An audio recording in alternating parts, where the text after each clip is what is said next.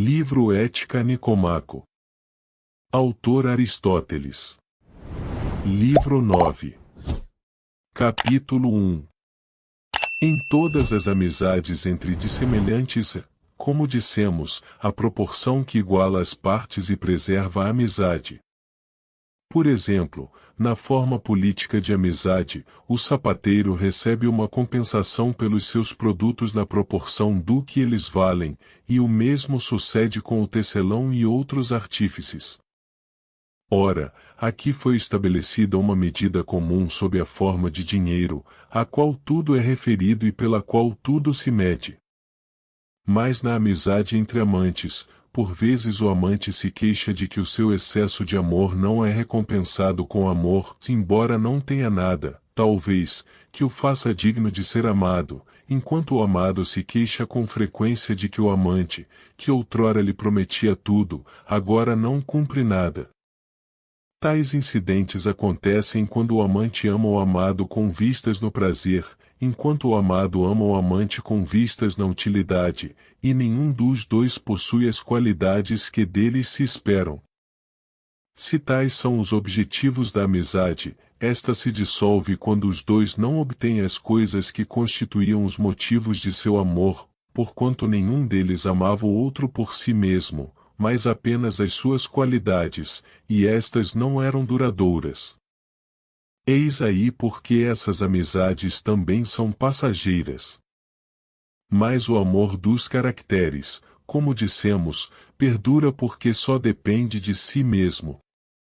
Surgem desentendimentos quando o que as pessoas obtêm é algo diferente daquilo que desejam, pois é, então, como se nada tivessem obtido. Veja-se a história do homem que fez trato com um citarista, prometendo dar-lhe tanto mais quanto melhor cantasse, o mais pela manhã. Quando o outro reclamou o cumprimento da promessa, ele respondeu que havia retribuído prazer com prazer. Ora, se fosse prazer o que ambos queriam, tudo estaria bem, mas se um queria prazer enquanto o outro queria ganho, e um recebeu o que queria, mas o outro não, os termos da transação não foram devidamente cumpridos, pois o que cada um necessita é aquilo a que se aplica, e é em troca disso que dá o que tem. Mas quem fixará o valor do serviço, o que se sacrifica ou o que alcança a vantagem? Seja como for, o outro parece deixar a decisão com ele. Era assim, segundo se conta, que Protágoras costumava proceder, toda vez que ensinava uma coisa qualquer, mandava o aluno estimar o valor do conhecimento e aceitava a quantia que ele tivesse fixado.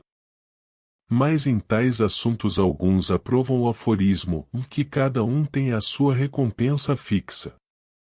Os que, tendo recebido o dinheiro com antecipação, não fazem nada do que haviam prometido por causa da extravagância de suas promessas são naturalmente objetos de queixa porque não cumprem o que pactuaram fazer. Os sofistas são talvez forçados a agir assim porque ninguém lhes daria dinheiro em troca das coisas que eles realmente sabem. Essas pessoas, por conseguinte, se não fazem aquilo para que foram pagas, são naturalmente objetos de queixa. Mas quando não há contrato de serviço, aqueles que renunciam a alguma coisa no interesse da outra parte não podem, como dissemos, ser acusados, porquanto essa é a natureza da amizade baseada na virtude, e a retribuição lhes deve ser feita de acordo com o seu propósito, pois o propósito é o que caracteriza tanto um amigo como a virtude. E da mesma forma, segundo parece, deveriam ser retribuídos aqueles com quem estudamos filosofia, pois o seu valor não pode ser medido pelo dinheiro, nem a honra que esteja à altura de seus serviços, entretanto, é talvez suficiente, como no caso dos deuses e de nossos pais, dar-lhes aquilo que podemos. Se a dádiva não era dessa espécie mas foi feita com a mira na retribuição, é certamente preferível que se retribua de maneira que pareça justa a ambas as partes, mas, se isso não for possível, não apenas será necessário mas também justo que o primeiro beneficiado fixe a recompensa. Com efeito, se o outro receber em troca o equivalente da vantagem oferida por ele, ou o preço que teria pago pelo prazer, terá recebido o que é justo da parte do primeiro beneficiado. Vemos acontecer o mesmo com as coisas que são postas à venda, e em alguns lugares a lei prescreve as demandas originadas de contratos voluntários, partindo do princípio de que cada um deve ajustar suas contas com aqueles a quem deu crédito, dentro do mesmo espírito em que transacionou com eles. A lei considera mais justo que as condições sejam fixadas pelo homem a quem se concedeu crédito do que pelo outro, pois que a maioria das coisas não são estimadas no mesmo valor pelos que as possuem e pelos que necessitam delas. Cada classe dá grande valor ao que é seu e que ela oferece, não obstante, a retribuição é feita nos termos fixados pelo que recebe. Mas, sem dúvida, este deve avaliar uma coisa não pelo que lhe parece valer quando a possui e sim pelo valor que lhe atribuía antes de possuí-la. Capítulo 2. Outro problema é levantado por perguntas do gênero das seguintes: devemos dar preferência em todas as coisas a nosso pai e obedecer-lhe, ou depositar nossa confiança num médico quando estamos doentes e escolher um homem de tirocínio militar quando nos compete eleger um general? E, analogamente, devemos prestar serviço de preferência a um amigo ou a um homem bom, e mostrar-nos gratos a um benfeitor ou obsequiar um amigo, se não for possível fazer ambas as coisas? Não é verdade que todas essas questões são difíceis de resolver com precisão? Porquanto elas admitem variações de toda sorte, tanto com respeito à magnitude do serviço como à sua nobreza e à sua necessidade. Mas que não devemos dar preferência em todas as coisas à mesma pessoa é bastante claro, e, em geral, é mais certo retribuir benefícios do que obsequiar amigos, e antes de fazer um empréstimo a um amigo devemos pagar o nosso credor. Mas talvez nem isto seja sempre verdadeiro. Por exemplo, deve um homem que foi resgatado das mãos de bandidos resgatar em troca o que o libertou, seja ele quem for, ou pagar-lhe, se ele não foi capturado, mas exige pagamento, ou, em vez disso, deve resgatar o seu pai? Dir-se-ia que o certo é resgatar o pai mesmo de preferência a si próprio. Como dissemos, pois, em geral a dívida deve ser paga, mas se a dádiva é extremamente nobre ou necessária cumpre atender também a estas considerações. Porque às vezes nem sequer é justo retribuir com o equivalente do que recebemos, quando uma das partes prestou serviço a um homem que sabe ser bom, enquanto a outra retribui a alguém que acredita ser mau. E, às vezes, não devemos emprestar a quem nos fez um empréstimo, pois o primeiro emprestou a um homem bom, esperando reaver o seu empréstimo, enquanto o outro não tem esperança de ser pago por alguém que passa por ser mau. Portanto, se isto é a verdade, a exigência não é justa, e se não é, mas acredita-se que seja, ninguém consideraria estranha a recusa. Como acentuamos muitas vezes, as discussões a respeito de sentimentos e ações são tão definidas ou indefinidas quanto os seus objetos. Que não devemos fazer a mesma retribuição a cada um, nem dar a um pai a preferência em todas as coisas, assim como não oferecemos todos os sacrifícios a Zeus, é suficientemente claro. Mas, como devemos prestar coisas diferentes aos pais, aos irmãos, aos camaradas e aos benfeitores, a cada classe devemos prestar o que for apropriado e decoroso. E isso é o que as pessoas parecem realmente fazer.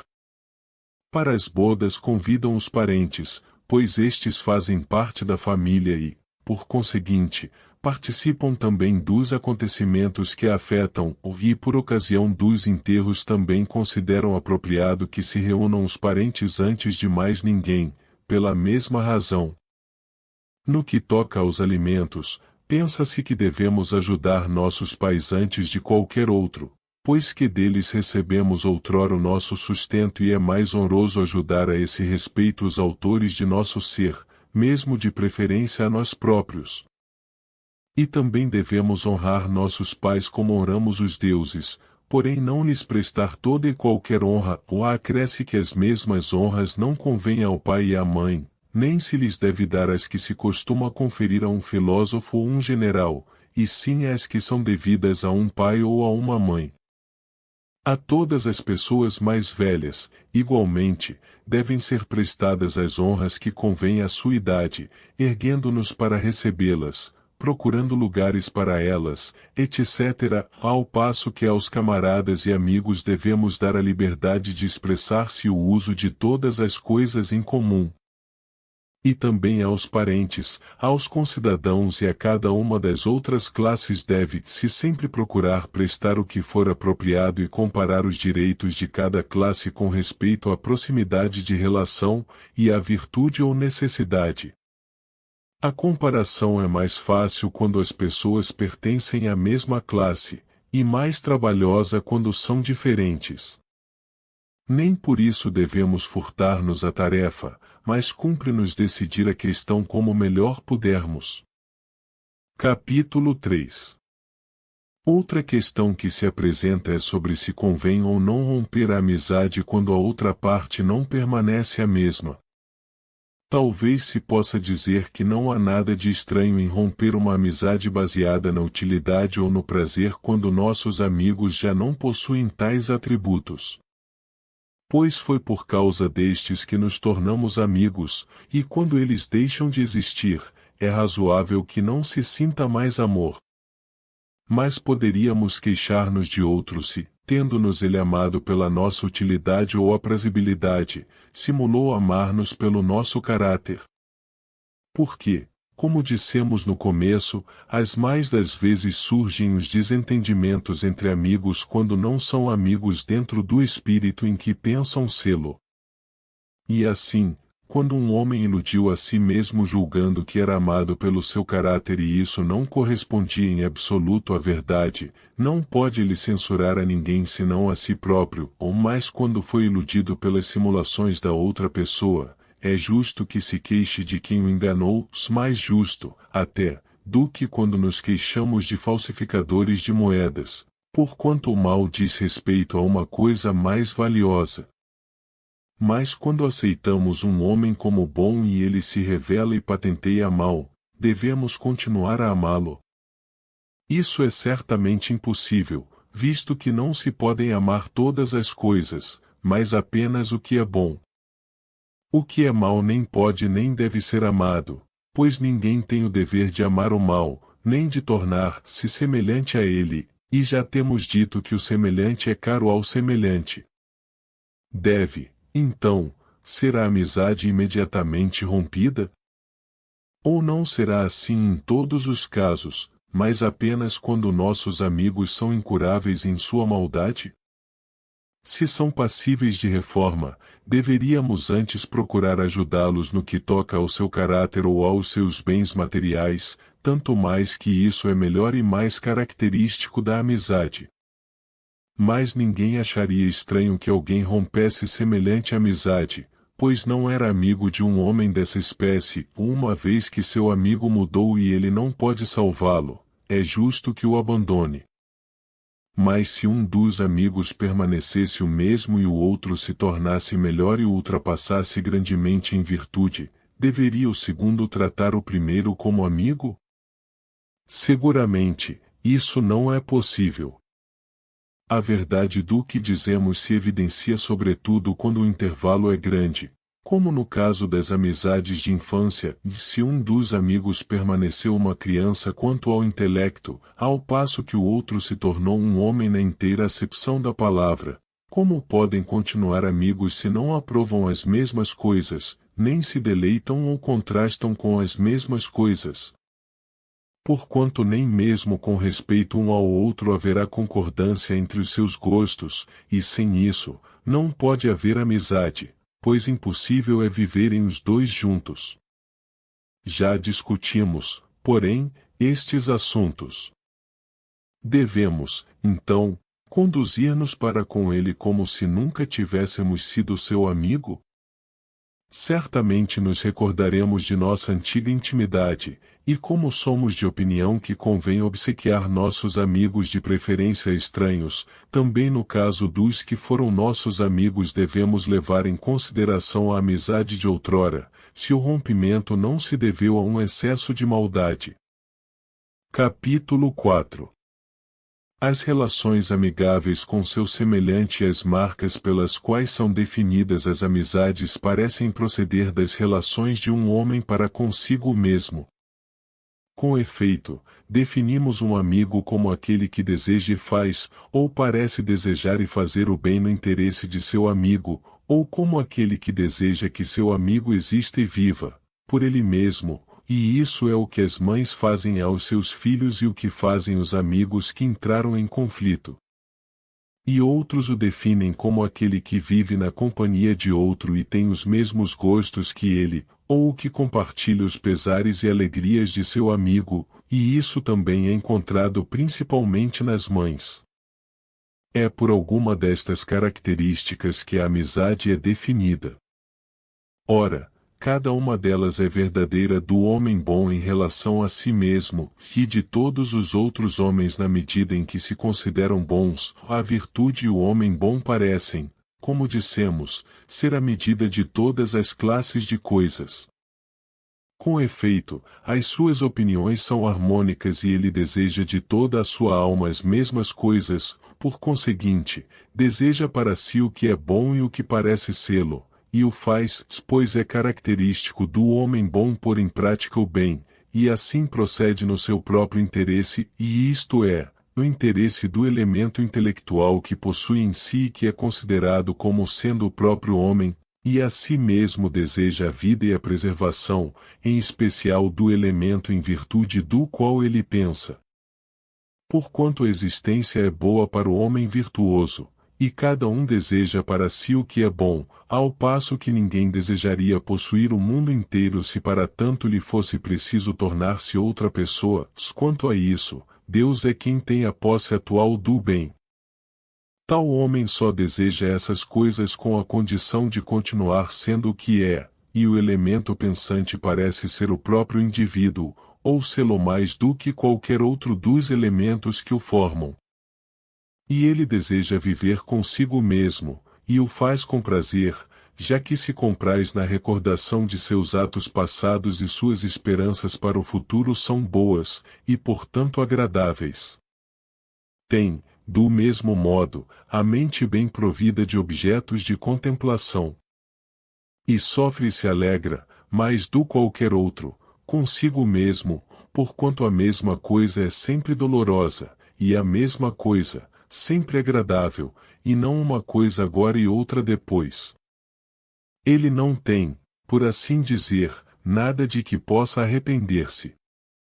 Logo, como cada uma destas características pertence ao homem bom em relação a si mesmo, e ele se relaciona para com o seu amigo como para consigo mesmo, pois o amigo é outro eu, pensa-se que a amizade é também um destes atributos, e que aqueles que possuem estes atributos são amigos.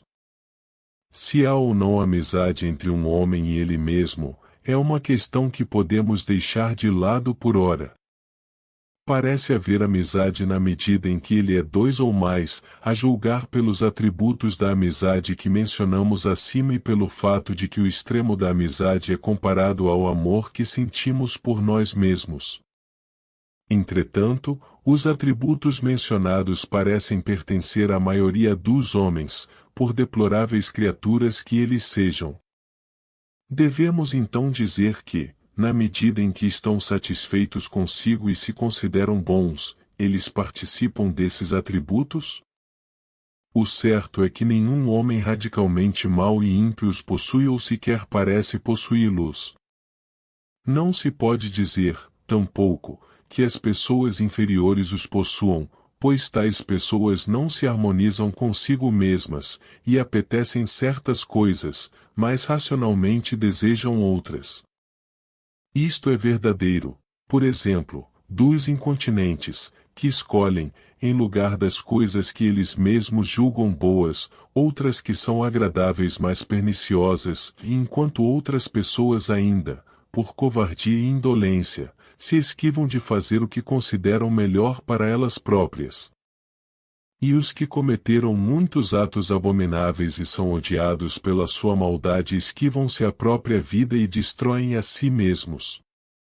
E os maus buscam outras pessoas com quem passar os seus dias e fugir de si mesmos, pois lembram-se de muitos crimes e preveem outros semelhantes quando estão sozinhos, mas esquecem-nos quando têm companhia.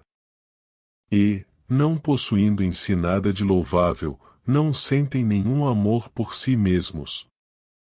Por isso, tais homens tampouco se alegram ou sofrem consigo próprios, porquanto a sua alma é dilacerada por forças contrárias, e um dos elementos que a constituem, em razão da sua maldade, sofre quando se abstém de certos atos, enquanto a outra parte se rejubila, e uma delas o arrasta numa direção e a outra na direção contrária, como se o quisessem esquartejar.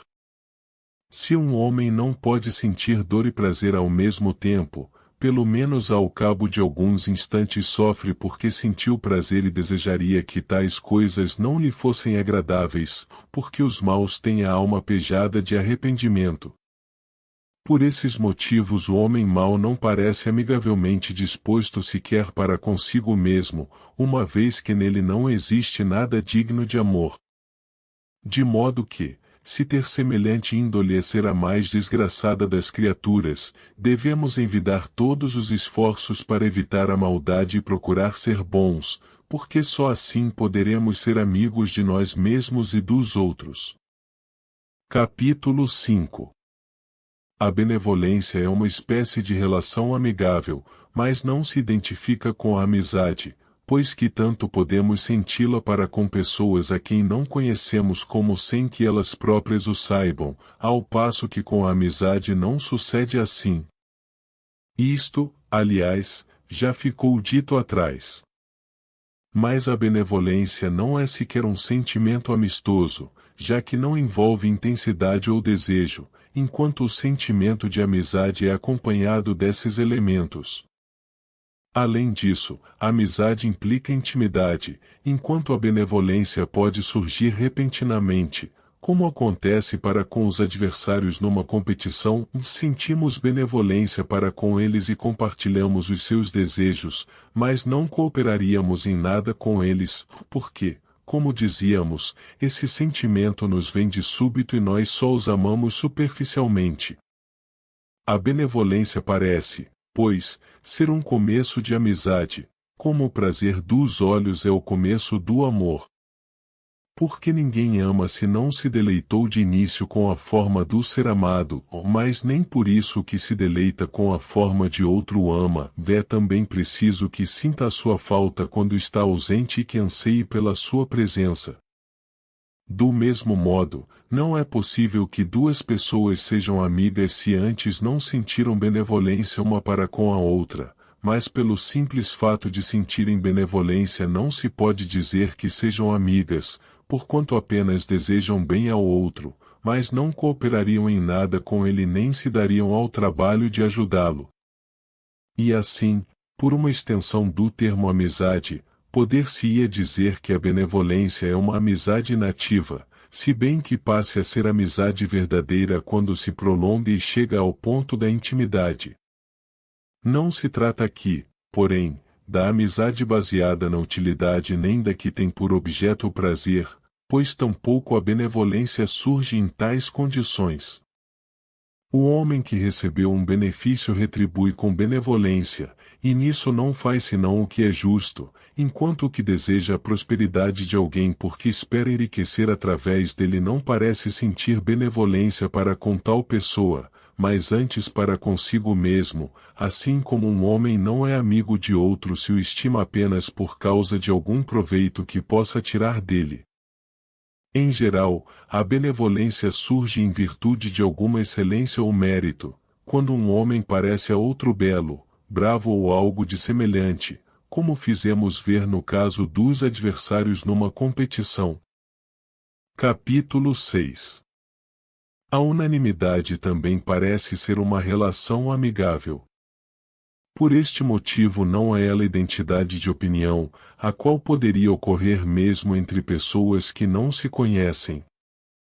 E tampouco dizemos que os que têm a mesma opinião sobre todo e qualquer assunto sejam unânimes, como por exemplo os que concordam no tocante aos corpos celestes, pois a unanimidade a esse respeito não é uma relação amigável, ou mais dizemos que uma cidade é unânime quando os homens têm a mesma opinião sobre o que é de seu interesse, escolhem as mesmas ações e fazem em comum o que resolveram. Portanto, a respeito das coisas a fazer que se diz que as pessoas são unânimes, e, entre elas, dos assuntos importantes em que é possível a ambas ou a todas as partes obterem o que pretendem, por exemplo, uma cidade é unânime quando todos os cidadãos pensam que os seus cargos públicos devem ser eletivos, ou que convém fazer aliança com Esparta, ou que Pítaco deve governá-la, numa ocasião em que o próprio Pítaco também deseje governar. Mas quando cada uma de duas pessoas deseja para si a posse da coisa em questão, como os capitães nas Fenícia, elas entram em choque, porquanto não há unanimidade quando cada uma das partes pensa na mesma coisa, seja ela qual for, mas apenas quando pensam na mesma coisa nas mesmas mãos, por exemplo, quando tanto o povo como os da classe superior desejam que os melhores homens governem, porque assim, e só assim, todos alcançarão o que pretendem. A unanimidade parece, pois, ser a amizade política, como, de fato, é geralmente considerada, pois ela versa sobre coisas que são de nosso interesse e que têm influência em nossa vida. Ora, tal unanimidade é encontrada entre os homens bons, pois estes são unânimes tanto consigo mesmos como uns com os outros e têm, por assim dizer, um só pensamento, e já que os desejos de tais homens são constantes e não estão à mercê de correntes contrárias como um estreito de mar, e desejam o que é justo e vantajoso, e esses são os objetos de seus esforços comuns. Mas os homens maus não podem ser unânimes a não ser dentro de limites muito reduzidos, como tampouco podem ser amigos, visto que ambicionam mais do que o seu quinhão justo de vantagens, enquanto, no trabalho e no serviço público, ficam muito aquém da parte que lhes compete. E cada homem, desejando vantagens para si mesmo, critica o seu vizinho e lhe faz obstáculo, porque, se as pessoas não forem vigilantes, o patrimônio comum não tardará a ser completamente demolido. Daí resulta encontrarem-se em estado de luta, procurando coagir uns aos outros sem que ninguém se disponha a fazer o que é justo. Capítulo 7. Os benfeitores, segundo se pensa, amam aqueles a quem fizeram bem mais do que estes os amam, e discute-se este ponto como se fosse paradoxal. A maioria julga que isso acontece porque os segundos se encontram na posição de devedores e os primeiros, de credores, e por conseguinte, assim como os que tomaram dinheiro emprestado desejam que os seus credores não existissem, ao passo que estes chegam a zelar pela segurança de seus devedores, também se pensa que os benfeitores desejam longa vida aos objetos de suas boas ações, pois desse modo poderão contar com a gratidão deles, enquanto os beneficiários não se interessam em lhes retribuir. Dessa forma, Epicarno acharia talvez que eles falam assim porque olham as coisas pelo lado mau, mas isso é muito próprio da natureza humana, porque a maioria das pessoas tem a memória curta e antes desejam ser bem tratadas do que tratar bem ao próximo. Mas a causa parece ter raízes mais profundas na natureza das coisas, e o caso dos que emprestaram dinheiro nem sequer apresenta analogia com este. Com efeito, os credores não têm nenhum sentimento amistoso para com os seus devedores, mas apenas desejam vê-los em segurança por causa do que têm a receber deles, enquanto os que prestaram um serviço a outrem sentem amizade e amor por aqueles a quem serviram, mesmo que estes não lhes sejam de nenhuma utilidade nem jamais possam vir a sê-lo. É o que acontece também com os artífices. Por exemplo, cada um ama o trabalho saído de suas mãos muito mais do que o amar a este se pudesse adquirir vida. E mais que ninguém, talvez, os poetas, que devotam excessivo amor aos seus poemas, idolatrando-os como se fossem seus filhos. A posição dos benfeitores é semelhante, a pessoa a quem fizeram bem é como se fosse sua obra, que eles amam mais do que a obra ama o seu artífice. Isso, porque a existência é para todos os homens uma coisa digna de ser escolhida e amada, ora, nós existimos em virtude da atividade, e isto é, vivendo e agindo, e a obra é, em certo sentido, uma produtora de atividade, portanto, o artífice ama a sua obra porque ama a existência. E isso tem raízes profundas na natureza das coisas, pois o que ele é em potência, sua obra o manifesta em ato. Ao mesmo tempo, para o benfeitor é nobre aquilo que depende da sua ação. E assim se deleita com o objeto da sua ação, enquanto o paciente não vê nada de nobre no agente, mas no máximo algo de vantajoso, e isso é menos agradável e estimável. O que é agradável é a atividade do presente, a esperança do futuro e a memória do passado, ou mais agradável que tudo, porém, e também mais estimável, é o que depende da atividade. Ora, para o homem que fez alguma coisa a sua obra permanece, pois o nobre é duradouro, mas para aquele que foi objeto da ação a utilidade não tarda a passar. E a lembrança das coisas nobres é agradável, enquanto a das coisas úteis não costuma sê-lo, ou o é menos. No caso da expectação, contudo, o contrário disso é que parece ser verdadeiro. Acresce que o amor é como a atividade, e ser amado assemelhar-se à passividade, e o amor e os seus concomitantes são os atributos dos mais ativos dentre os homens. E finalmente, todos os homens têm maior amor ao que ganharam como fruto do seu trabalho. Por exemplo, os que fizeram a sua fortuna amam-na mais do que aqueles a quem ela veio por herança, e ser bem tratado não parece envolver trabalho, enquanto fazer bem a outrem é tarefa laboriosa. São estas também as razões por que as mães têm mais amor a seus filhos do que os pais. Pô-los no mundo lhes custou mais dores e elas sentem mais profundamente que os filhos lhes pertencem. Este último ponto parece aplicar-se igualmente aos benfeitores. Capítulo 8. Também se discute a questão de se um homem deveria amar acima de tudo a si mesmo ou a alguma outra pessoa. São criticados aqueles que amam a si mesmos mais do que a qualquer outra coisa e dá-se-lhes o nome de ególatras, que é considerado um epíteto pejorativo, e um homem mau parece fazer tudo no seu próprio interesse, e isso tanto mais quanto pior ele for. É acusado, por exemplo, de não fazer nada espontaneamente, enquanto o homem bom age tendo em vista a honra, sacrificando os seus interesses pessoais, e isso tanto mais quanto melhor ele for. Mas os fatos estão em conflito com estes argumentos, o que aliás não é de surpreender. Com efeito, dizem os homens que deveríamos amar acima de tudo o nosso melhor amigo, e o melhor amigo de um homem é aquele que lhe deseja bem por ele mesmo, ainda que ninguém venha a ter conhecimento disso, e esses atributos são encontrados principalmente na atitude de um homem para consigo mesmo, como todos os outros atributos pelos quais é definido um amigo, porque, como dissemos, foi a partir desta relação que todas as características da amizade se estenderam aos nossos semelhantes.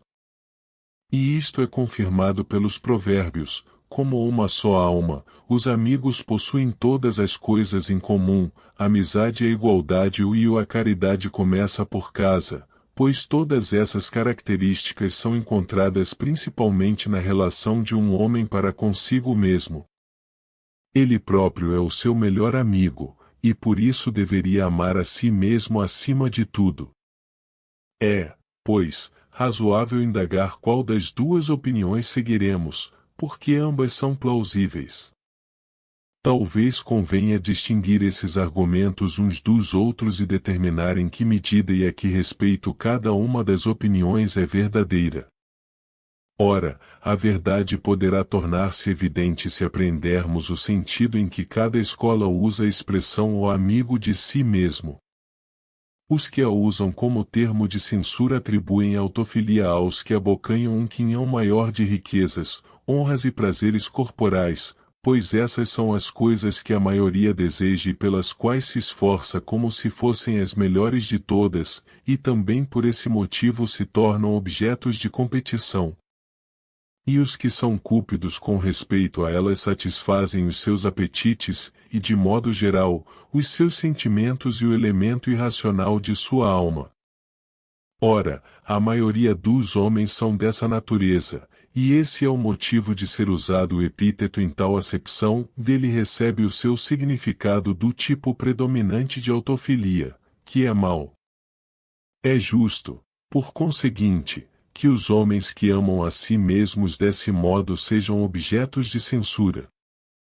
E é evidente que a maioria das pessoas costumam chamar amigos de si mesmos aqueles que se dão preferência com respeito a objetos dessa espécie, porque, se um homem fizesse sempre questão de que ele mesmo, acima de todas as coisas, agisse com justiça e temperança ou de acordo com qualquer outra virtude, e em geral procurasse sempre assumir para si a conduta mais nobre, ninguém chamaria amigo de si mesmo a um tal homem e ninguém o censuraria. No entanto, ele parece ser mais amigo de si mesmo do que o outro. Pelo menos, atribui a si as coisas mais nobres e melhores, satisfaz o elemento mais valioso de sua natureza e obedece-lhe em todas as coisas. E, assim como uma cidade ou qualquer outro todo sistemático é, com toda a justiça, identificada com o seu elemento mais valioso, o mesmo sucede com o indivíduo humano, e, por conseguinte, o homem que ama esse elemento e o satisfaz é mais amigo de si mesmo que qualquer outro. Ainda mais, disse que um homem tem ou não tem domínio próprio conforme a razão domine ou deixe de dominar nele, o que implica que ela é o próprio homem, e as coisas que os homens fazem de acordo com um princípio racional são consideradas mais legitimamente atos seus, e atos voluntários. É evidente, pois, que esse é o próprio homem, ou que o é mais do que qualquer outra coisa, e também que o homem bom ama acima de tudo essa sua parte. Donde se segue que ele é no mais legítimo sentido da palavra um amigo de si mesmo, e de um tipo diferente daquele que é alvo de censura, tanto quanto viver de acordo com um princípio racional difere do viver segundo os ditames da paixão, e desejar o que é nobre de desejar o que parece vantajoso. Por isso, todos os homens aprovam e louvam os que se ocupam em grau excepcional com ações nobres, e se todos ambicionassem o que é nobre e dedicassem o melhor de seus esforços à prática das mais nobres ações, todas as coisas concorreriam para o bem comum e cada um obteria para si os maiores bens, já que a virtude é o bem maior que existe. Portanto, o homem bom deve ser amigo de si mesmo, pois ele próprio lucrará com a prática de atos nobres, ao mesmo tempo que beneficiará os seus semelhantes, ou mais o homem mau não o é, porque, com o abandono às suas más paixões, ofende tanto a si mesmo como aos outros. Para o homem mau, o que ele faz está em conflito com o que deve fazer, enquanto o homem bom faz o que deve, porque a razão, em cada um dos que a possuem, escolhe o que é melhor para si mesma, e o homem bom obedece à razão. Do homem bom também é verdadeiro dizer que pratica muitos atos no interesse de seus amigos e de sua pátria, e, se necessário, dá a vida por eles. Com efeito, tal homem de bom grado renuncia à riqueza, às honras e em geral aos bens que são objetos de competição, ganhando para si a nobreza, visto que prefere um breve período de intenso prazer a uma longa temporada de plácido contentamento, 12 meses de vida nobre a longos anos de existência prosaica, e uma só ação grande e nobre a muitas ações triviais. Ora, os que morrem por outrem certamente alcançam esse resultado, é ele, pois, um grande prêmio que escolhem para si mesmos. Os homens bons também se desfazem de suas riquezas para que os seus amigos possam ganhar mais, pois, enquanto o amigo de um homem adquire riqueza, ele próprio alcança nobreza, vê a ele, portanto, que cabe o maior bem. O mesmo se pode dizer das honras e cargos públicos, tudo isso ele sacrificará ao seu amigo, porque tais atos são nobres e louváveis nele. Com razão, pois, é um homem assim considerado bom, visto que escolhe a nobreza acima de tudo. E pode ele, inclusive, deixar a ação ao seu amigo, e em certas ocasiões é mais nobre sermos a causa da ação de um amigo do que agirmos nós mesmos. Vê-se, pois, que em todos os atos que atraem louvores aos homens, o homem bom reserva para si o maior quinhão do que é nobre. E neste sentido, como já dissemos, um homem deve ser amigo de si mesmo, porém não no sentido em que a maioria o é. Capítulo 9. Também se discute sobre se o homem feliz necessita ou não de amigos. Disse que os que são sumamente felizes e autossuficientes não precisam deles, pois tais pessoas possuem tudo o que é bom e, autossuficientes como são, dispensam o resto, e enquanto um amigo, que é outro eu, prove o que um homem não pode conseguir pelos seus próprios esforços. Daí as palavras, quando a fortuna nos sorri, para que precisamos de amigos? Mas parece estranho, quando se atribui tudo o que é bom ao homem feliz, recusar-lhe amigos, que são considerados os maiores bens exteriores. E, se é mais próprio de um amigo fazer bem a outrem do que ser beneficiado, e se dispensar benefícios é característico do homem bom e da virtude, e é mais nobre fazer bem a amigos do que a estranhos, o homem bom necessitará de pessoas a quem possa fazer bem. E por esta razão se pergunta se necessitamos mais de amigos na prosperidade ou na adversidade, subentendendo que não só um homem na adversidade precisa de quem lhe confira benefícios, mas também os prósperos necessitam ter a quem fazer bem. Não menos estranho seria fazer do homem sumamente feliz um solitário, pois ninguém escolheria a posse do mundo inteiro sob a condição de viver só, já que o homem é um ser político e está em sua natureza o viver em sociedade. Por isso, mesmo o homem bom viverá em companhia de outros, visto possuir ele as coisas que são boas por natureza. E, evidentemente, é melhor passar os seus dias com amigos e homens bons do que com estranhos ou a primeira pessoa que apareça. Logo, o homem feliz necessita de amigos.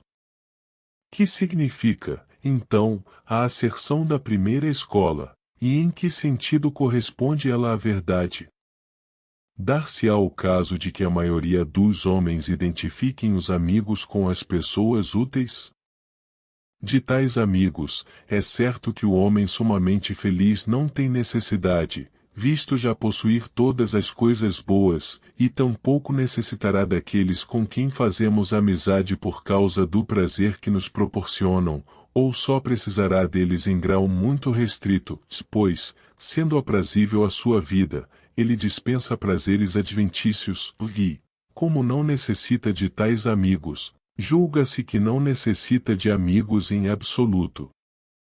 Mas isto, seguramente, não é verdadeiro, porquanto no começo dissemos que a felicidade é uma atividade, e a atividade, evidentemente, é algo que se faz e que não está presente desde o princípio, como uma coisa que nos pertencesse.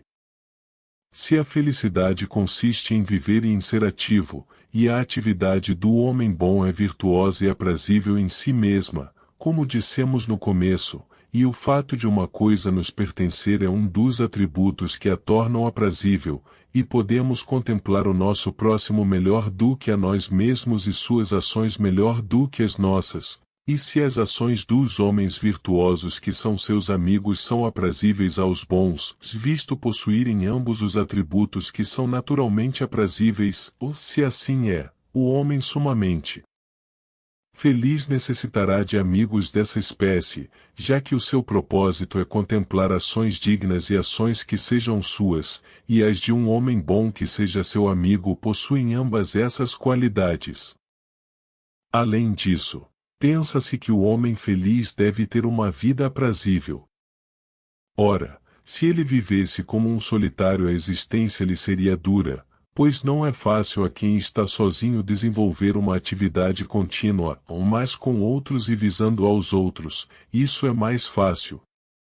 Em companhia de outras pessoas, por conseguinte, sua atividade será mais contínua e aprazível em si mesma, como deve ser para o homem sumamente feliz, pois um homem bom, enquanto bom, deleita-se com as ações virtuosas e se entristece com as más, assim como o amante da música sente prazer em ouvir belas melodias e se aborrece com as más.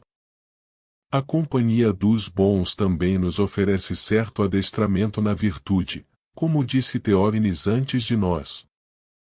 Se aprofundarmos um pouco mais a natureza das coisas, um amigo virtuoso parece ser naturalmente desejável a um homem virtuoso. Com efeito, o que é bom por natureza, como dissemos, é, para o homem virtuoso, bom e agradável em si mesmo.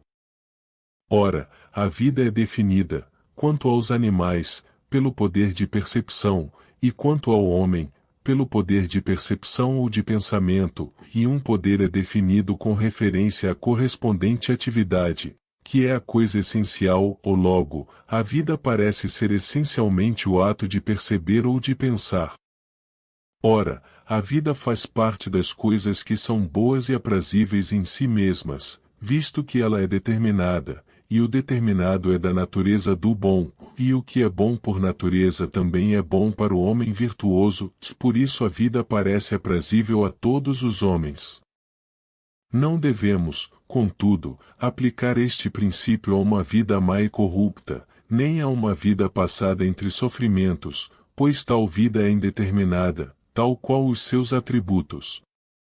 A natureza da dor se tornará mais clara nas páginas que seguem.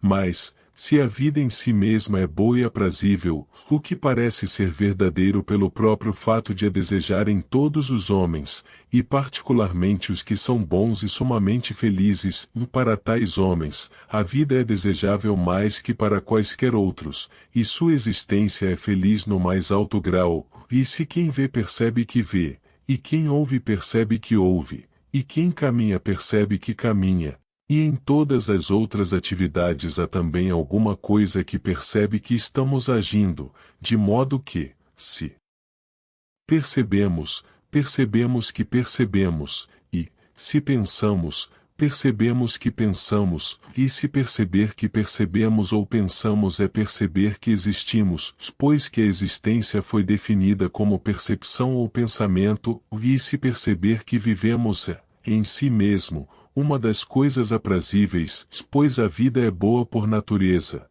e é aprazível perceber em si mesmo a presença do que é bom, e se a vida é desejável, e particularmente desejável para os homens bons, porque para eles a existência é boa e aprazível. Visto que se comprazem em sentir presente neles o que é bom em si mesmo, e, se o homem virtuoso é para o seu amigo tal como é para si próprio, porquanto o amigo é um outro eu, ou se tudo isso é verdadeiro, assim como o seu próprio ser é desejável para cada homem, igualmente, ou quase igualmente, o é o de seu amigo. Ora, já vimos que o seu ser é desejável porque ele percebe a sua própria bondade, e tal percepção é agradável em si mesma. Ele necessita, por conseguinte, ter consciência também da existência de seu amigo, e isso se verificará se viverem em comum e compartilharem suas discussões e pensamentos, pois isso é o que o convívio parece significar no caso do homem, e não, como para o gado, o pastar juntos no mesmo lugar.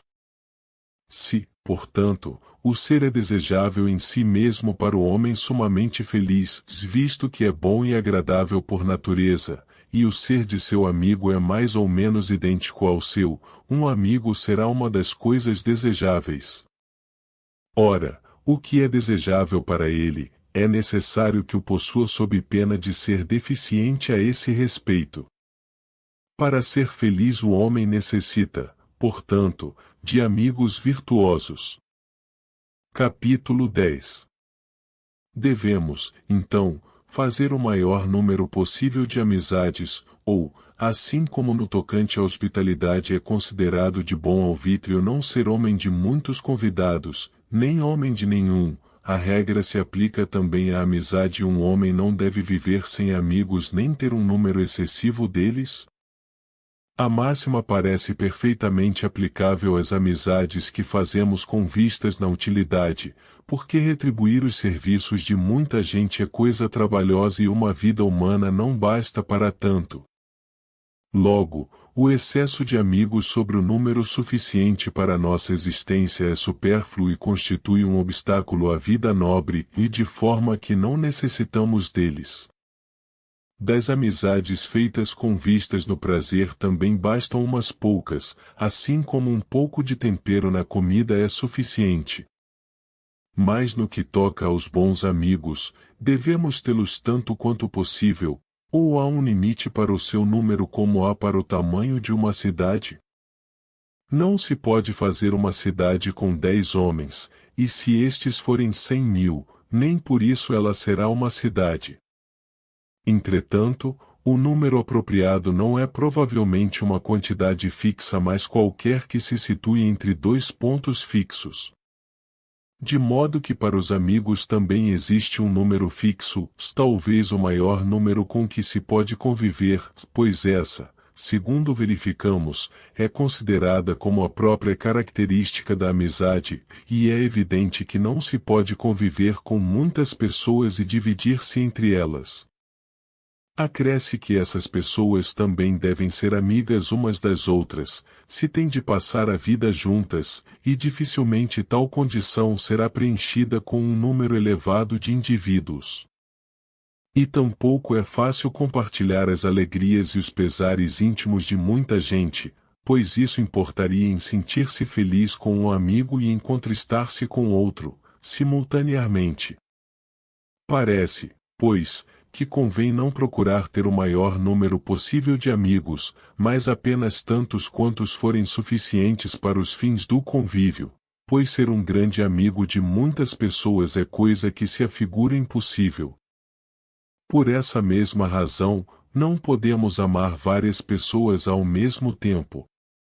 O ideal do amor é ser como que um excesso de amizade, e isso só se pode sentir por uma pessoa, donde se segue que também só podemos sentir uma grande amizade por poucas pessoas. Isto parece encontrar confirmação na prática, pois são muito raros os casos de um grande número de pessoas que sejam amigas umas das outras no sentido da amizade-camaradagem, e as amizades famosas dessa espécie são sempre entre duas pessoas. Os que têm muitos amigos e mantêm intimidade com eles passam por não ser amigos de ninguém, salvo dentro dos limites apropriados a concidadãos, e tais pessoas são também chamadas obsequiosas. Dentro dos limites apropriados a concidadãos, em verdade, é possível ser amigo de muitos sem contudo ser obsequioso, mas um homem genuinamente bom.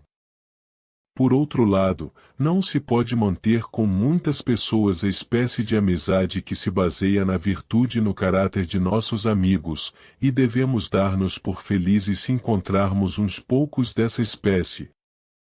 Capítulo 11. Necessitamos mais de amigos na prosperidade ou na adversidade?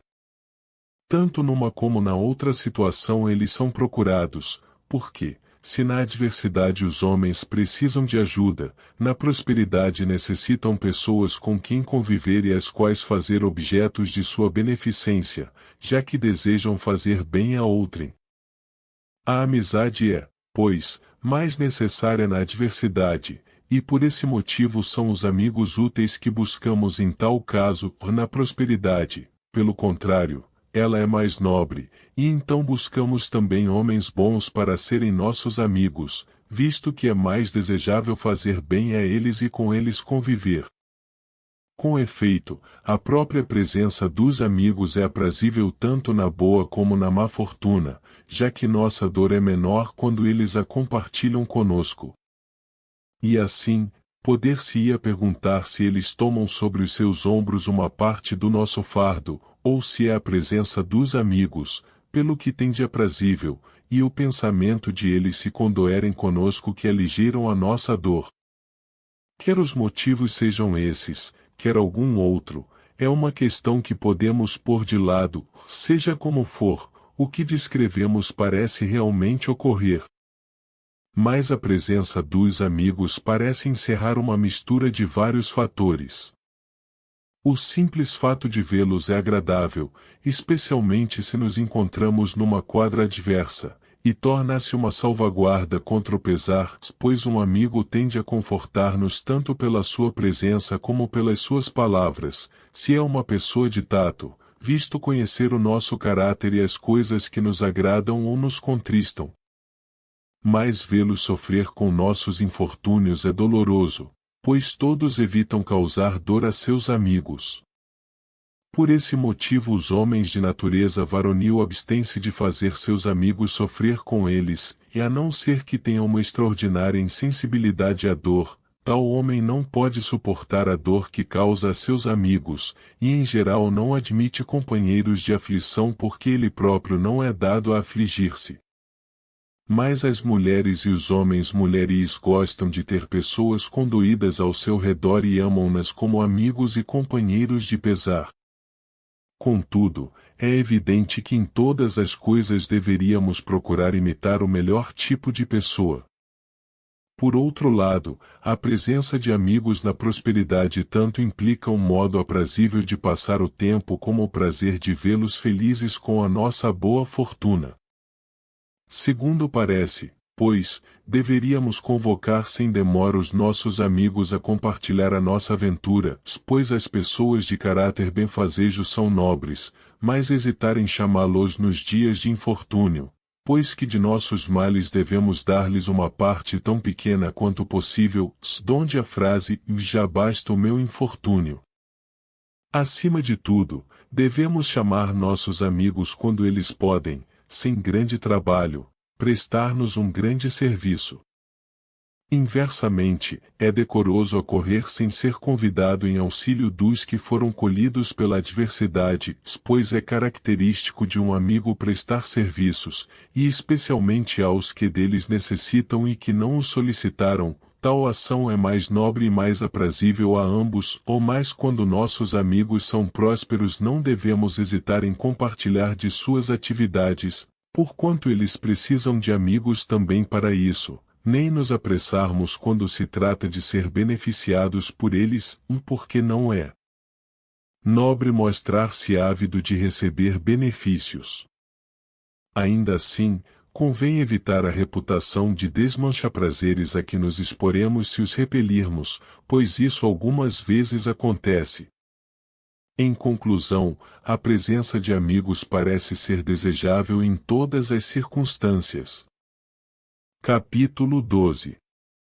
Não se segue daí que, assim como para os amantes a vista do ser amado é a coisa que maior deleite lhes causa, e preferem esse sentido aos outros porque é dele que mais depende tanto a existência como a origem do amor, também para os amigos a mais desejável de todas as coisas é o convívio. Porque a amizade é uma parceria, e tal é um homem para si mesmo, tal é para o seu amigo, ora, para ele a consciência do seu ser é desejável, e também o é, por conseguinte, a consciência do ser de seu amigo, e essa consciência torna-se ativa quando eles convivem.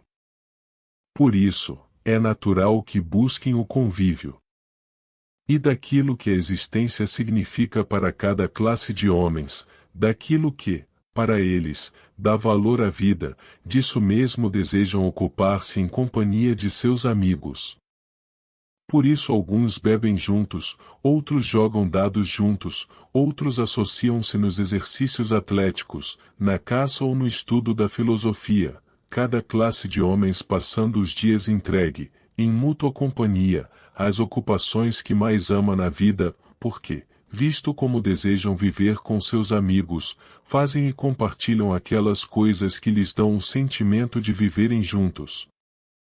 E assim a amizade dos maus mostra ser uma péssima coisa, porque, em razão da sua instabilidade, coligam-se em ocupações mais, além de piorar cada um pelo fato de se tornar semelhante aos outros, enquanto a amizade dos homens bons é boa porque cresce com o companheirismo.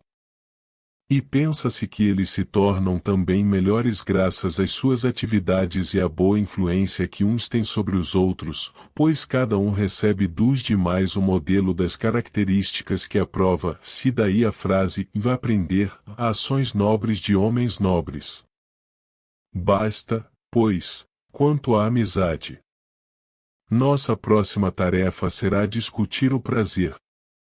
Parabéns por chegar até o final deste audiolivro. Nós gostaríamos que você compartilhasse o seu saber conosco, escrevendo nos comentários do vídeo sobre os assuntos abordados no livro, para podermos debater ideias, insights e sugestões. Se você gostou do livro, deixe seu like e inscreva-se no nosso canal para não perder nenhum audiolivro. Obrigado por fazer parte da nossa comunidade.